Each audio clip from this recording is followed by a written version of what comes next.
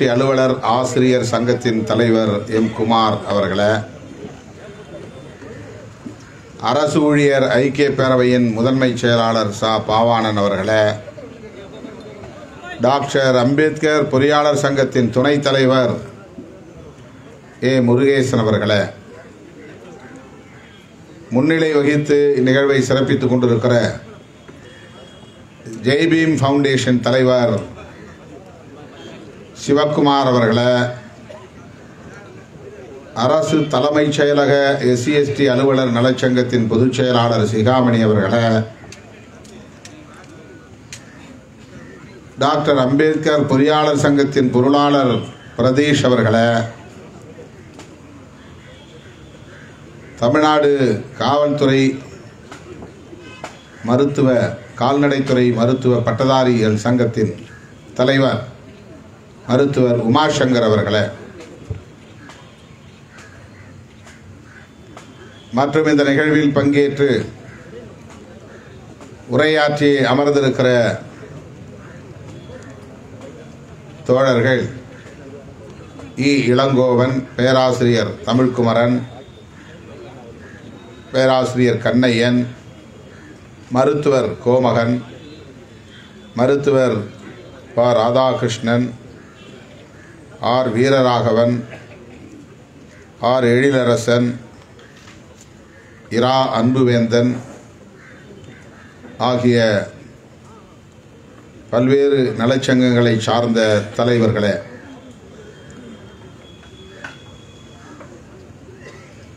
நிறைவாக நன்றி உரை ஆற்றவிருக்கிற பச்சையப்பன் அவர்களே,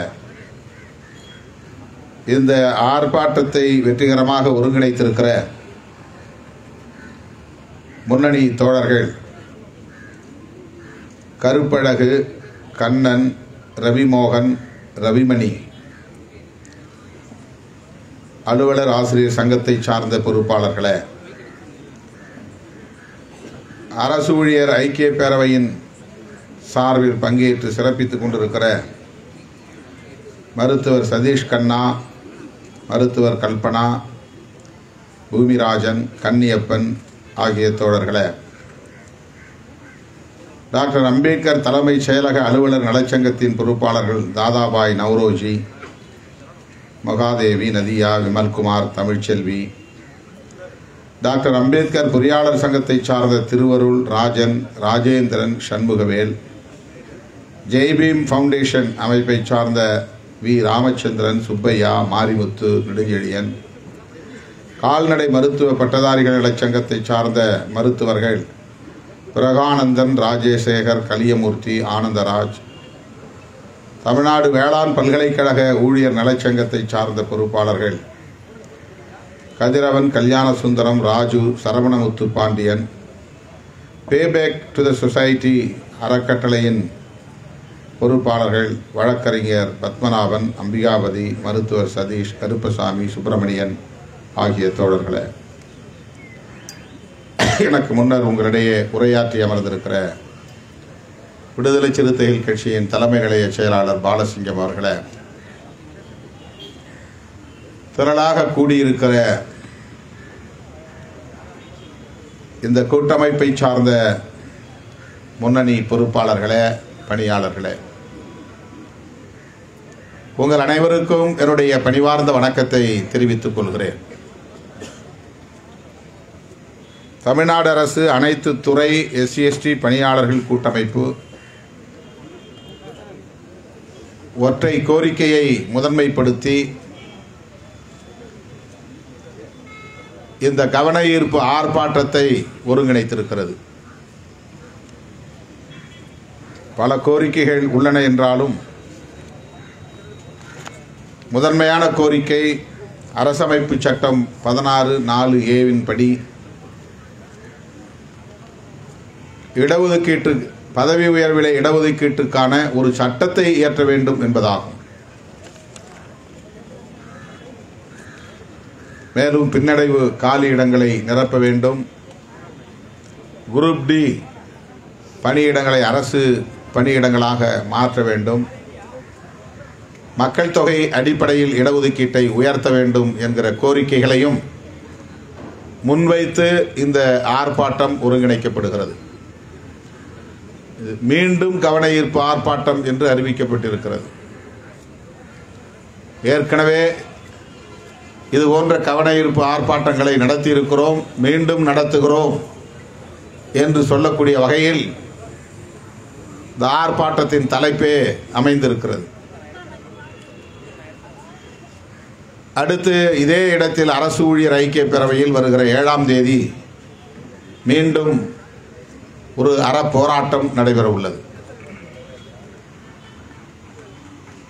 இப்படி தொடர்ந்து மீண்டும் மீண்டும் நாம் போராடுவதற்கு என்ன பின்னணி, என்ன காரணம் என்பதை நாம் அனைவரும் அறிவோம் என்றாலும் கூட பொதுமக்களுக்கு சொல்ல வேண்டிய தேவை உள்ளது. இதில் பின்னடைவு காலி பணியிடங்களை நிரப்ப வேண்டும் என்பது நீண்ட காலமாக சொல்லி வருகிற கோரிக்கை. அதுபோல குரூப் டி பணியிடங்களை அரசு பணியிடங்களாக மாற்ற வேண்டும் என்பதும் அரசாணை 152 ரத்து செய்ய வேண்டும், ரத்து செய்ய வேண்டும் என்கிற அடிப்படையில் அதையும் நீண்ட காலமாக நாம் சொல்லி வருகிறோம்.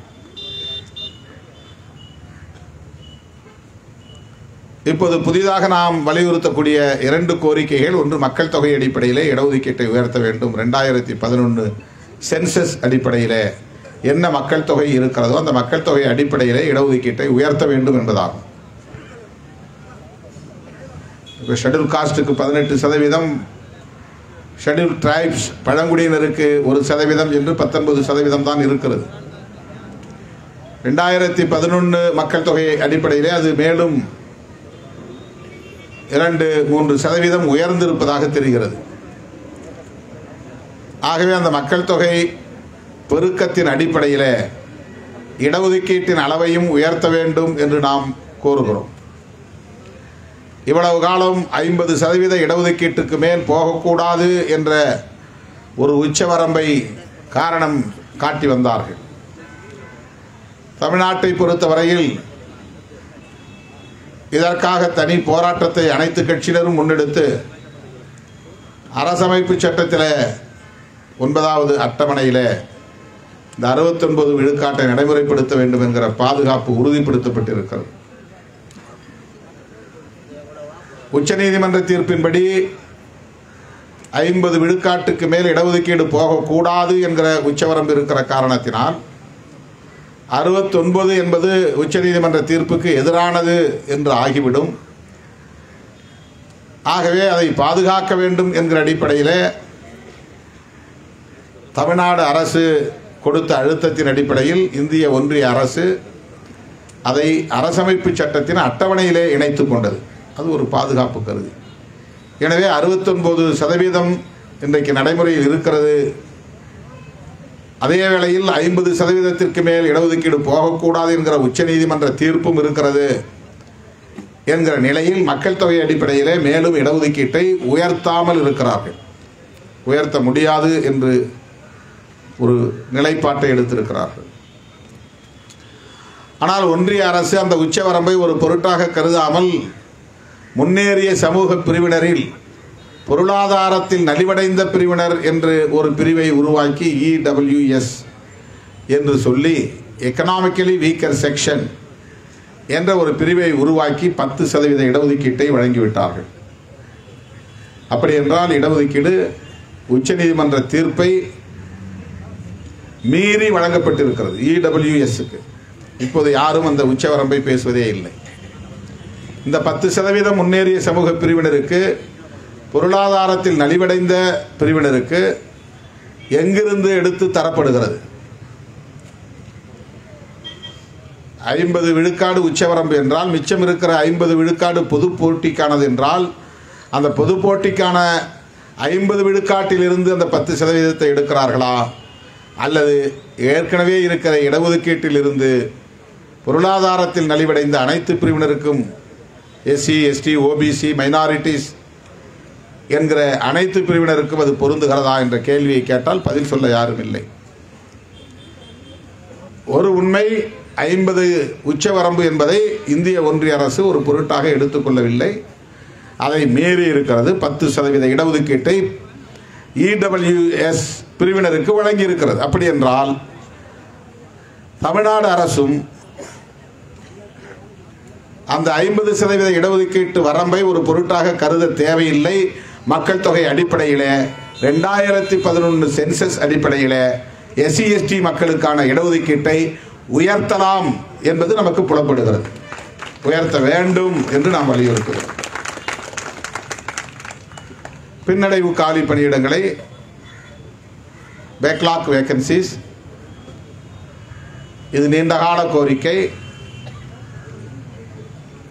முதல்வர் இதை கனிவோடு பரிசீலிக்க வேண்டும் என்று பலமுறை நாம் சுட்டிக்காட்டியிருக்கிறோம். சட்டமன்றத்திலும் நம்முடைய தோழர்கள் பேசியிருக்கிறார்கள். ஆக தொடர்ந்து நாம் வலியுறுத்துவோம். முதன்மையான கோரிக்கை, இந்த ஆர்ப்பாட்டம் நடத்துவதற்கு மிக மிக முக்கியத்துவம் வாய்ந்த கோரிக்கை என்னவென்றால், அரசமைப்பு சட்டம் 16 பிரிவு 4 உபப்பிரிவு 7A உபப்பிரிவு A ஆர்டிகிள் 16(4)A இது என்ன சொல்லுகிறது? மாநில அரசுகள் மாநில அளவில் ரிசர்வ்டு கேட்டகரிஸ் இடஒதுக்கீட்டு பிரிவினருக்கு பதவி உயர்விலே இடஒதுக்கீடு வழங்க சட்டம் இயற்றிக் கொள்ளலாம் என்கிற அதிகாரத்தை தருகிறது. இதனை பயன்படுத்தி அண்டை மாநிலங்களில் சட்டம் இயற்றப்பட்டு விட்டது. குறிப்பாக SC STக்கு தான் இடஒதுக்கீடு பிரிவினர் என்றால் OBC மைனாரிட்டிஸ் எல்லோருக்கும் கிடையாது, SC STக்கு. ஷெட்யூல் காஸ்ட் ஷெட்யூல் டிரைப்ஸ் சமூக பணியாளர்களுக்கு, ஏற்கனவே பதவி உயர்வுக்காக காத்திருக்கக்கூடியவர்களுக்கு சட்ட பாதுகாப்பை தருகிற ஒரு வாய்ப்பை, அதிகாரத்தை 16(4)A தருகிறது. கர்நாடகாவில் இங்கே முழக்கம் எழுப்புகிற போதே சொன்னார்கள், கர்நாடகாவை போல ஹரியானாவை போல பிற மாநிலங்களில் பின்பற்றுவதைப் போல தமிழ்நாட்டிலும் பின்பற்ற வேண்டும். 16(4)A அடிப்படையில் SC ST மக்களுக்கான பதவி உயர்வில் இடஒதுக்கீடு தொடர்பான சட்டத்தை இயற்ற வேண்டும். இதுதான் இந்த ஆர்ப்பாட்டத்தின் முதன்மையான கோரிக்கை, முக்கியத்துவம் வாய்ந்த கோரிக்கை. இதை பற்றி அடிக்கடி நம்முடைய தோழர்கள் என்னிடத்தில் எடுத்து சொன்னதன் அடிப்படையில் தமிழ்நாட்டின் முதலமைச்சர் அவர்களை சந்திக்கிற போதெல்லாம் இது குறித்து கோரிக்கையை எழுப்பியிருக்கிறோம். சட்டமன்றத்திலும் நமது தோழர்கள் பேசியிருக்கிறார்கள். தலைமை செயலாளர் அவர்களையும் சந்தித்து விடுதலை சிறுத்தைகள் கட்சியின் சார்பில் ஒரு முறைக்கு பல முறை என்று சொல்லலாம் வலியுறுத்தி இருக்கிறோம். அண்மையிலே கூட முதலமைச்சர் அவர்களை இதற்காகவே ஒரு சந்திப்புக்கான அனுமதியை பெற்று அவரை நேரிலே சந்தித்து இந்த பிரச்சனையை எடுத்துரைத்திருக்கிறோம். அப்போது தலைமை செயலாளர், முதலமைச்சருக்கான தனி செயலாளர்கள் எல்லோரையும் உடன் வைத்துக்கொண்டு இந்த கோரிக்கையை கேட்டுக்கொண்டார். வருகிற பட்ஜெட் கூட்டத்தொடரில் இதற்கான சட்டம் வரும் என்று நான் பெரிதும்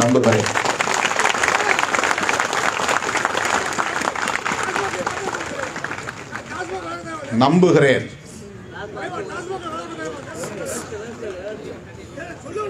முதல்வரிடம் பலமுறை இதை பற்றி நினைவூட்டி இருக்கிறோம். நிதித்துறை செயலாளர் அவர்களையும் சந்தித்து பேசியிருக்கிறோம்.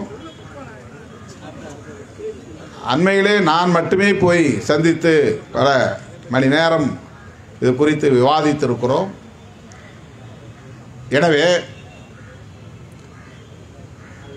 இந்த பாதிப்புகளிலிருந்து அரசு பணியாளர்களை பாதுகாக்க வேண்டும் என்பதில் விடுதலை சிறுத்தைகள் கட்சிக்கும் பொறுப்பு இருக்கிறது, அதற்கான அக்கறை இருக்கிறது என்பதை உங்களுக்கு மீண்டும் நான் சுட்டிக்காட்ட அழுத்தமாக பதிவு செய்ய கடமைப்பட்டிருக்கிறேன். நேற்று ஒரு நிகழ்ச்சி, சமூக அமைப்புகள் மாநாடு. அந்த நிகழ்ச்சியை ரமேஷ்நாதன் அவர்கள் ஒருங்கிணைத்திருந்தார். அது எதற்கான நிகழ்ச்சி என்றால், எஸ்சிபி டிஎஸ்பி என்று சொல்லப்படக்கூடிய special component plan, tribal sub plan என்கிற துணை திட்டங்கள் இருக்கின்றன. 1974 மற்றும் 1978 அந்த ஆண்டுகளில் இந்திய ஒன்றிய அரசு அந்த திட்டத்தை அறிமுகப்படுத்தியது. மக்கள் தொகை அடிப்படையிலே நிதி ஒதுக்கீடு செய்து தலித் மற்றும் பழங்குடி மக்களின் மேம்பாட்டுக்கு, சமூக மற்றும் பொருளாதார மேம்பாட்டுக்கு உரிய நடவடிக்கைகளை மேற்கொள்ள வேண்டும் என்பதற்கான ஒரு திட்டம். ஆரம்பத்திலே அது ஷெட்யூல் காஸ்ட், இது ஸ்பெஷல் காம்பனன்ட் பிளான் என்று அழைக்கப்பட்டது.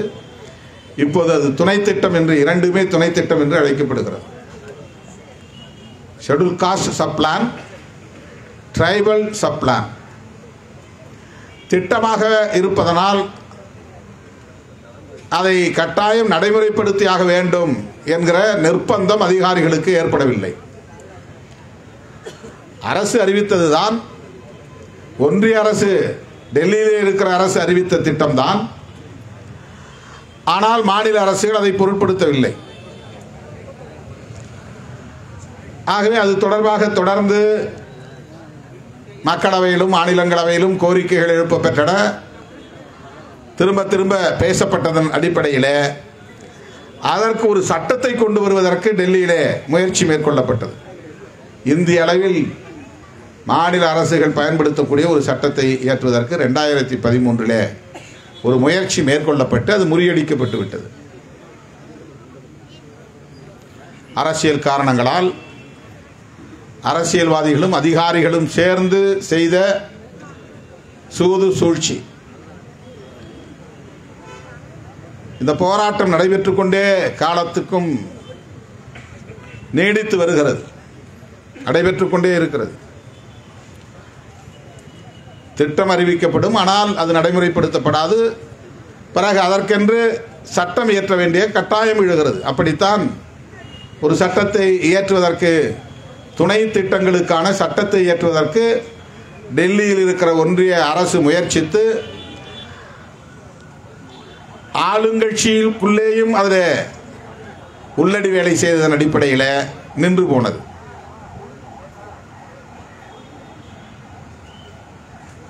மாநில அரசுகள் நிறைவேற்றிக் கொள்ளலாம் என்கிற அதிகாரத்தை பயன்படுத்தி ஆந்திராவிலே ஒருங்கிணைந்த ஆந்திராவாக இருந்தபோது அதற்கு சட்டம் கொண்டு வரப்பட்டது. பிறகு தெலுங்கானா உருவான பிறகு தெலுங்கானாவிலும் சட்டம் கொண்டு வரப்பட்டு விட்டது, கர்நாடகாவிலும் சட்டம் கொண்டு வரப்பட்டு விட்டது. இந்த துணை திட்டங்களை நடைமுறைப்படுத்துவதற்கான சட்டம் தமிழ்நாட்டிலும் அப்படி கொண்டு வர வேண்டும் என்று விடுதலை சிறுத்தைகள் கட்சி தொடர்ந்து வலியுறுத்தியதன் அடிப்படையில், சட்டமன்றத்திலே பேசியதன் அடிப்படையில் கடந்த கூட்டத்தொடரில் அந்த சட்டம் நிறைவேற்றப்பட்டிருக்கிறது. அது விடுதலை சிறுத்தைகள் முன்னெடுத்த முயற்சியின் விளைவாக நிறைவேறியது என்பதை மகிழ்ச்சியோடு பதிவு சொல்ல கடமைப்பட்டிருக்கிறேன். அந்த சட்டத்தை எப்படி விடுதலை சிறுத்தைகளின் முயற்சியால் கொண்டு வந்தோமோ அதே போல 16(4)A சட்டத்தையும் விடுதலை சிறுத்தைகள் கொண்டு வரும் வரையில் போராடும், உறுதியாக போராடும் என்பதை தெரிவித்துக் கொள்ள கடமைப்பட்டிருக்கிறேன். பதவி உயர்வில் இடஒதுக்கீடு சட்டம் டெல்லியிலேயே ஒன்றிய அரசு நிறைவேற்றலாம், நிறைவேற்ற வேண்டும். அப்படி நிறைவேற்றிவிட்டால் மாநில அரசுகள் அதை நடைமுறைப்படுத்த வேண்டிய நிர்பந்தத்திற்கு ஆளாகி விடுகிறது. UPA 2 ஐக்கிய முற்போக்கு கூட்டணியின் அரசு, காங்கிரஸ் தலைமையிலான அந்த கூட்டணி அரசு இரண்டாவது அரசு. அப்போது நான் நாடாளுமன்ற உறுப்பினராக முதன்முறையாக தேர்ந்தெடுக்கப்பட்டேன். 2009, 2014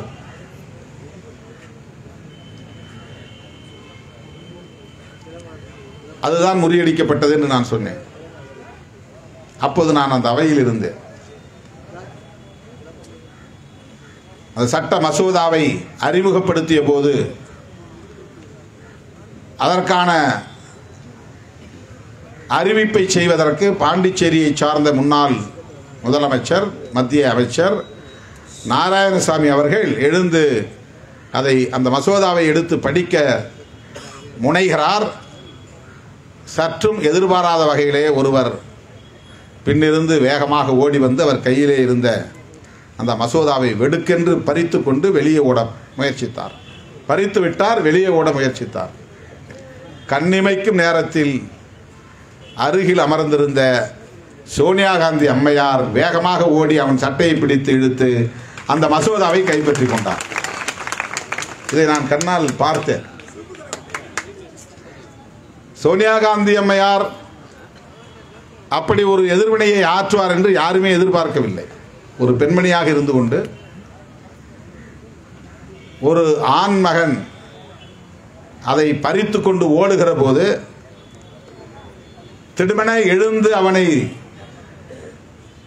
மடக்கி அவன் கையில் இருந்த மசோதாவை பிடுங்கிய காட்சி அன்றைக்கு நேரிலே பார்த்தோம். அப்போதுதான் ஒரு உண்மை வெளியானது. காங்கிரஸ் அரசு பதவி உயர்விலே இடஒதுக்கீட்டுக்கான சட்டத்தை கொண்டு வர விரும்புகிறது.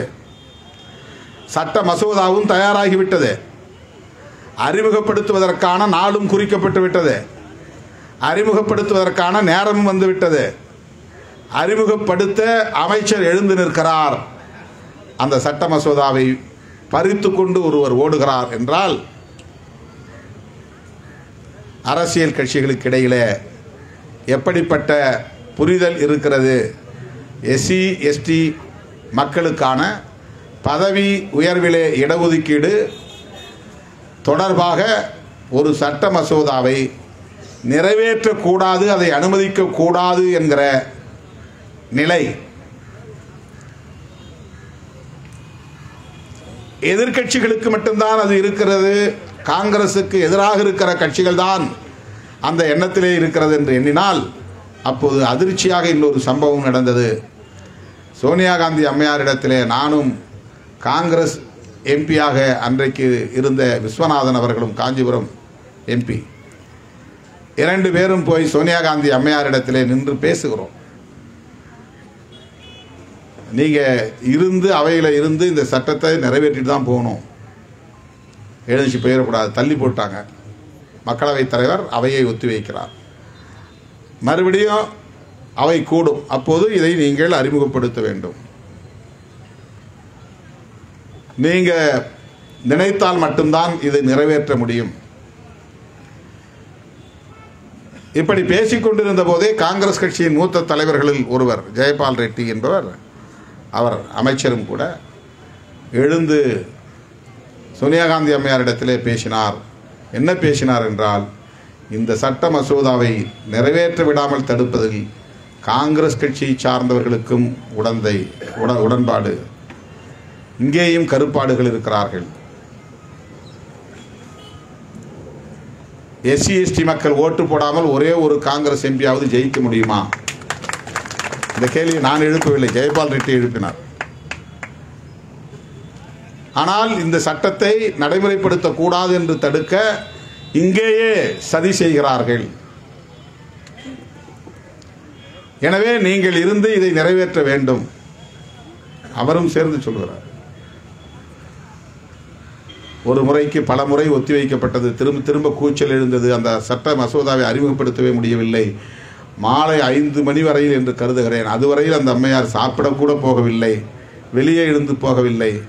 அத்தனை முறை ஒத்திவைக்க பெற்றும் அந்த சட்டத்தை அறிமுகப்படுத்தவே முடியவில்லை. பிராக்டிக்கலாக புரிஞ்சுக்கணுங்கிறதுக்காக சொல்கிறேன். நம்ம தோழர்கள் வாய் புளித்ததோ மாங்காய் புளித்ததோ அப்படின்னு அவதூறுகள் மட்டும் பரப்புவாங்க. ஒரு விஷயத்தை நடைமுறைப்படுத்துவதற்கு எவ்வளவு போராட்டங்கள் இருக்கின்றன. ஒரே கட்சிக்குள்ளேயே ஆதரவு மனநிலையும் இருக்கிறது, எதிர்ப்பு மனநிலையும் இருக்கிறது. சோனியா காந்தி அம்மையார் பறித்து கொண்டு ஓடுகிறவனை தாவி பிடித்து மடக்கி பிடித்து கையில் இருந்த மசோதையை அவர் பிடுங்கி கொண்டார். அது அந்த அளவுக்கு அவருக்கு அதில் ஈடுபாடு இருக்கிறது, ஆதரவு மனப்பான்மை இருக்கிறது. அதை நிறைவேற்ற வேண்டும் என்கிற வேட்கை இருக்கிறது. ஆனால் அதே கட்சிக்குள்ளேயே அதை நடைமுறைப்படுத்த விடாமல் தடுக்கிற முயற்சியும் நடந்தது. எதிர்க்கட்சிகளும் அதை செய்கின்றன என்பது வேறு.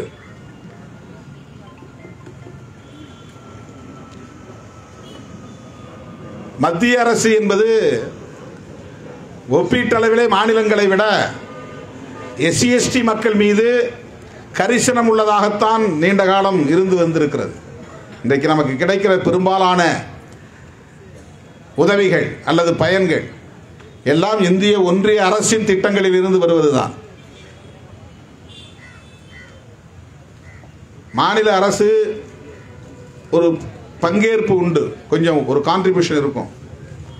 வீடு கட்டுறதா இருந்தாலும் கூட ஒன்றிய அரசு, அதில் மாநில அரசு ஒரு பங்கேற்பு இருக்கும்.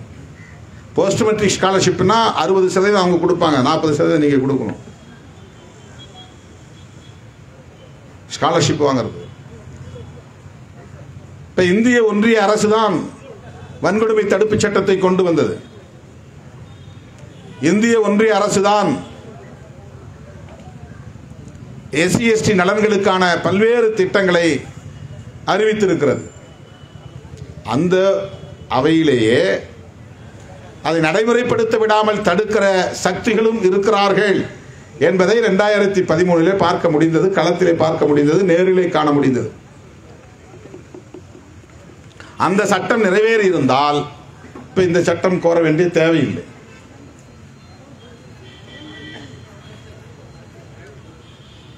இப்ப மத்திய அரசும் இடஒதுக்கீட்டுக்கான ஒரு சட்டத்தை கொண்டு வர வேண்டும் என்பதுதான் நம்முடைய கோரிக்கை. இந்த அரசு ஆட்சிக்கு வந்து, பாஜக அரசு ஆட்சிக்கு வந்து 10 ஆண்டுகளை கடந்து இப்போது 11வது ஆண்டை முடித்து விட்டது. ஆனால் பதவி உயர்விலே இடஒதுக்கீட்டுக்கான சட்டத்தை கொண்டு வர எந்த முனைப்பும் இல்லை. அரசமைப்பு சட்டத்திலேயே திருத்தம் கொண்டு வர வேண்டும் என்று விரும்புகிறார்கள். இடஒதுக்கீட்டு கொள்கையிலேயே அவர்களுக்கு உடன்பாடு கிடையாது. இடஒதுக்கீட்டு கொள்கையால் தான் தரம் தாழ்ந்து போய்விட்டது என்று நம்புகிறார்கள். அரசு துறைகளையும் பொதுத்துறைகளையும் இதற்காகவே தனியாரிடம் ஒப்படைக்க வேண்டும் என்பதில் உறுதியாக இருக்கிறார்கள். தனியார் மயப்படுத்தக்கூடாது என்று போராடிய நாம் இப்போது தனியார் துறைகளில் இடஒதுக்கீடு வேண்டும் என்று போராடக்கூடிய நிலைக்கு தள்ளப்பட்டிருக்கிறோம். தனியார் துறையே கூடாது, தனியார் மயப்படுத்தக்கூடாது என்று போராடி கொண்டிருந்த நாம் இப்போது அதை ஏற்றுக்கொண்டு அதில் எங்களுக்கு இடஒதுக்கீடு வேண்டும் என்று கோரிக்கை மாற்றக்கூடிய நிலை ஏற்பட்டிருக்கிறது. பொதுத்துறைகளிலும் மத்திய அரசு அலுவலகங்களிலும் எஸ்சி எஸ்டி சங்கங்கள் வலுவாக இருக்கும். அஞ்சல் துறைக்கு போனால் அங்கே மற்ற சங்கங்களை விட எஸ்சி எஸ்டி சங்கம் வலுவாக இருக்கும், வெளிப்படையாக இயங்கும். வங்கிகளுக்கு போனால் எல்லா வங்கிகளிலும் புரட்சியாளர் அம்பேத்கருடைய திருவுருவப் படங்கள் இருக்கும், அங்கே எஸ்சி எஸ்டி சங்கம் வலுவாக இருக்கும். ரயில்வே துறைக்கு போனால் ரயில்வே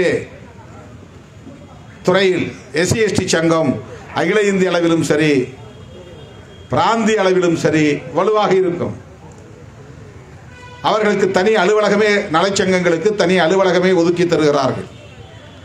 வங்கியிலேயே எஸ்சி எஸ்டி சங்கத்துக்கு ஒரு ஆஃபீஸ் இடம் கொடுக்குறாங்க. ரயில்வேல எஸ்சி எஸ்டி ஆஃபீஸுக்கு ஒரு இடம் கொடுக்குறாங்க. பிரதானமான இடத்துல, பொதுமக்கள் கூடுகிற இடத்தில் பிரம்மாண்டமான திருவுருவ படத்தை திறந்து வைக்கிறார்கள். புரட்சியாளர் அம்பேத்கருடைய திருவுருவ படத்தை திறந்து வைக்கிறார்கள்.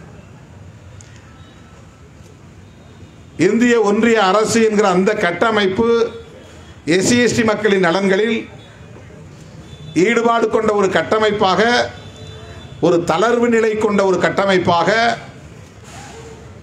அங்கீகரிக்கிற ஒரு கட்டமைப்பாக இருப்பதை நாம் பார்க்கிறோம். மாநில அரசுகளிடையே இந்த அளவுக்கான தளர்வு நிலையை நம்மால் பார்க்க முடியாது. அசோசியேஷனில் ஈடுபட்டாலே நடவடிக்கை வந்துடும்.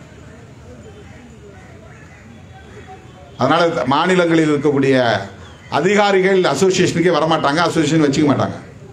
அது ரகசியமான சங்கங்களை வச்சிருப்பாங்க, அவங்க தனியாக கூடுவாங்க. ஆனால் பப்ளிக், இந்த பொதுத்துறைகளில் மத்திய அரசு அலுவலகங்களில் வட மாநிலங்களுக்கு போனால், ஆந்திராவுக்கே போனால் கூட, மகாராஷ்டிரா போனால் எஸ்சி அல்லாத அதிகாரிகளே தங்கள் மேசையில் அம்பேத்கர் படத்தை வைத்திருக்கிறார்கள், டேபிளில் வச்சிருக்கிறாங்க. அம்பேத்கர் படம் வைத்திருந்தால் தமிழ்நாட்டை பொறுத்தவரையில் எஸ்சின்னு அர்த்தம்.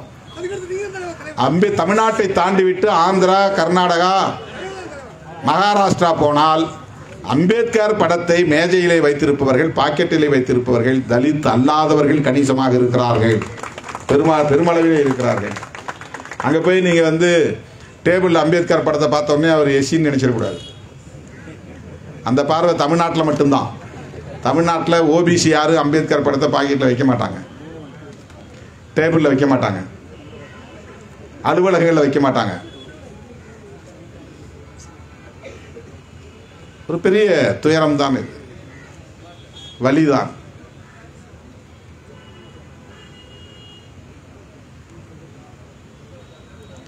ஆக மாநில அரசுகள் இதுபோல சட்டங்களை இயற்றுவதிலே தயக்கம் காட்டுகிற நிலையை நாம் தமிழ்நாட்டில் மட்டுமல்ல இந்தியாவில் பல மாநிலங்களில் பார்க்கிறோம். ஒரு சில மாநிலங்களில் புரட்சியாளர் அம்பேத்கரை கொண்டாடக்கூடிய அளவுக்கான பக்குவம் அடைந்திருக்கிறது. ஆந்திராவிலும் தெலுங்கானாவிலும் 125 அடி உயரத்தில் புரட்சியாளர் அம்பேத்கருக்கு திருவுருவச் சிலை எழுப்பப்பட்டிருக்கிறது. நம்மள மாதிரி அங்கே பெரிய பேரணிகள் நடத்துறதில்லை, இயக்கங்கள் இல்லை, போராட்டங்கள் இல்லை. இப்போ இங்கே விசிகேன்னு ஒரு கட்சி இருக்கிற மாதிரி அங்கே கட்சியே கிடையாது, ஒரு மாநில கட்சியாக கூட. இங்கே நம்ம பேரணி ஆர்ப்பாட்டம் என்று கணக்கெடுத்தால் ஆயிரக்கணக்கான போராட்டங்களை இந்த இடத்தில் மட்டும் நான் எத்தனை முறை நின்று பேசியிருப்பேன்னு எனக்கே தெரியாது. இந்த 35 வருஷத்தில் 40 வருஷத்தில் எவ்வளவு போராட்டங்கள் தமிழ்நாடு முழுக்க. அப்படி எந்த போராட்டங்களும் இல்லாமலேயே தலைமைச் செயலகத்திற்கே KC Rao doctor BR Ambedkar secretariat அப்படின்னு பேர் வச்சிருக்கார். அங்கே யாரும் போராடலை. கர்நாடகாவில் மக்கள் போராடலை. விதான் சபான்றாங்க சட்டமன்றத்தை. அந்த சட்டமன்றத்தில் 4 வாசல் இருக்கு. 4 வாசலின் தலைவர்கள் சிலை இருக்கு. அதில் ஒரு வாசலில் புரட்சியாளர் அம்பேத்கரின் சிலை, பிரமாண்டமான சிலை இருக்கிறது. எந்த அமைப்பும் கோரிக்கை வைத்து போராடி அந்த சிலை அங்கே வைக்கல. இந்த பக்குவம், அந்த முதிர்ச்சி அங்கே உருவாகி இருக்கிறது. டெல்லியிலே ஆந்திரா பவன் இருக்கிறது. ஆந்திராவில் NT ராமாராவை எப்படி வணங்குவார்கள், தெய்வமாக வணங்குவார்கள் என்று உங்களுக்கு தெரியும். அதற்கு பிறகு YSR ராஜசேகர் பெரிய ஒரு ஆளுமையாக வந்தார். இன்றைக்கு முதல்வராக இருக்கிற சந்திரபாபு நாயுடு, போன முறை முதல்வராக இருந்த ஜெகன் மோகன், இவர்களில் NT ராமாராவுக்கோ அல்லது YSRக்கோ கூட அந்த ஆந்திரா பவனில் சிலை இல்லை. புரட்சியாளர் அம்பேத்கருக்கு சிலை இருக்கிறது ஆந்திரா பவனில். டெல்லியிலே இருக்கிற ஆந்திரா பவனில் ஒரே சிலை தான், அது அம்பேத்கர் சிலை. இதெல்லாம் நான் எதற்காக சொல்லுகிறேன் என்றால், சில மாநிலங்களில் அம்பேத்கர் அவர்களை ஏற்றுக்கொள்ளுகிற உளவியல் வளர்ந்திருக்கிறது. SC/ST மக்களின் நலன்களில் அக்கறை செலுத்தக்கூடிய ஒரு முதிர்ச்சி உருவாகி இருக்கிறது. விரல் விட்டு எண்ணக்கூடிய சில மாநிலங்களில் மட்டும், இந்தியா முழுவதும் அப்படி அல்ல. 4 முறை முதலமைச்சராக மாயாவதி அம்மையார் இருந்த உத்தரப்பிரதேசத்தில் கூட முலாயம் சிங் யாதவோ அன்று அல்லது இன்றைக்கு யோகி முதலமைச்சராக இருக்கிற நிலையில் புரட்சியாளர் அம்பேத்கரை ஏற்றுக்கொள்ளுகிற ஒரு நிலைப்பாடு இல்லை. அங்கே இன்னும் மக்கள் கொடுமையை சந்திக்கிற நிலை, வன்கொடுமைகளை சந்திக்கிற நிலை நீடிக்கவே செய்கிறது. மகாராஷ்டிராவிலும் அதுதான் தொடர்கிறது. இன்னும் சாதிய வன்கொடுமைகள் அங்கே இருக்கத்தான் செய்கின்றன. பௌத்தத்துக்கு மாறிய மக்கள் மீது இன்னும் சாதிய வன்கொடுமைகள் பௌத்தத்துக்கு மாறிய நிலையிலும் சந்திக்கிற அவலம் இருக்கிறது. இதையெல்லாம் நீங்கள் பொதுவாக புரிந்து கொள்ள வேண்டும் என்பதற்காக சொல்லுகிறேன். இந்த சமூக பொது உளவியல் எவ்வாறாக இருக்கிறது, அதை எதிர்த்து போராடுவதற்குரிய போர்க்குணம் நமக்கு தேவை. அந்த போர்க்குணம் சும்மா வந்து விடாது. நமக்கான தொலைநோக்கு பார்வையும் தேவை, போர்க்குணமும் தேவை. எல்லாவற்றையும் விட ஒருங்கிணைந்து செயல்படக்கூடிய ஒற்றுமையும் தேவை.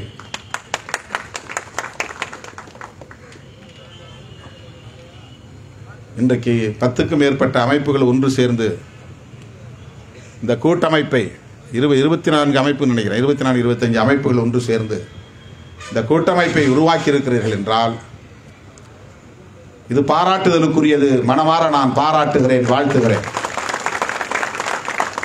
தனிநபர் பிரச்சனைகளை, முரண்பாடுகளை முன்னிறுத்தாமல் ஒற்றை கோரிக்கையை முதன்மைப்படுத்தி அந்த கோரிக்கையை வெல்லுகிற வரையில் போராட வேண்டும் என்கிற அந்த போர் குணம் மிக மிக முக்கியமானது. பல பேர் சேர்ந்து ஒருங்கிணைந்து சாதிக்க வேண்டிய ஒன்று இது. ஒரு தனிப்பட்ட நபரோ தனி இயக்கமோ இதை சாதித்து விட முடியாது. நேற்று இந்த மாநாட்டில் நான் குறிப்பிட்டதை போல ஒரு கால்பந்து விளையாட்டு என்று சொன்னால் இரு தரப்பிலும் ஆட்கள் நிற்பார்கள். 7 பேர் 8 பேர் நிற்பாங்க, 2 தரப்பிலும் நிற்பாங்க. ஒரு தரப்பு கால்பந்தை அடித்துக்கொண்டே போய் கோல் போட வேண்டும் என்று முயற்சிப்பார்கள். எதிர்த்தரப்பு முடிந்தவரையில் அதை போட விடாமல் தடுப்பார்கள், பின்னால் தள்ளி விடுவார்கள். அவர்களை ஏமாற்றி ஏமாற்றி அதை முன்னால் கொண்டு போய் சேர்க்க வேண்டும். கோல் போடுற இடத்திலும் ஒரு ஆள் எதிரி நின்றுட்டு இருப்பான்.